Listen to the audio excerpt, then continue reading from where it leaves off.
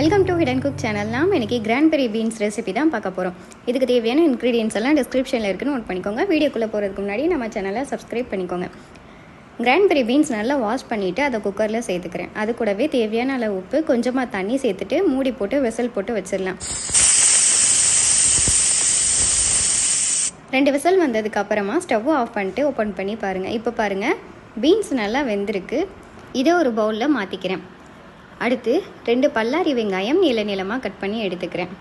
இந்த cranberry beans masala பண்ணுறது ரொம்பவே சிம்பிள். கிச்சனில் இருக்க பொருட்களை வச்சு சட்டுன்னு ரெடி பண்ணிடலாம். இதுக்கு தேவையான பொருட்களும் ரொம்பவே கம்மி.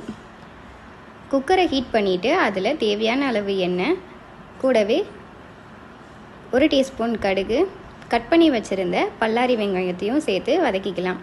வெங்காயம் நல்லா வதங்கணும், அது வரைக்கும் வெயிட் பண்ணுங்கள்.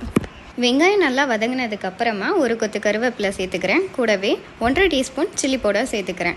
சில்லி பவுடர் உங்கள் காரத்துக்கு தகுந்த மாதிரி சேர்த்துக்கோங்க. இப்போது எல்லாம் நல்லா வதங்கினதுக்கப்புறமா வேக வச்சு எடுத்து வச்சுருந்த பீன்ஸையும் இது கூட சேர்த்து நல்லா மிக்ஸ் பண்ணிக்கோங்க. கொஞ்ச நேரம் ஸ்டவ்வை சிம்மில் வச்சு வேக வச்சிங்கன்னா சூப்பரான கிரான்பெரி பீன்ஸ் மசாலா ரெடி ஆயிருச்சு. இது தோசை, சப்பாத்தி, சாம்பார் சாதம், தயிர் சாதம், புளி சாதம், இப்படி எல்லா விதமான வெரைட்டி ரைஸ்க்கும் சாப்பிட்டோன்னா ரொம்பவே சூப்பராக இருக்கும்.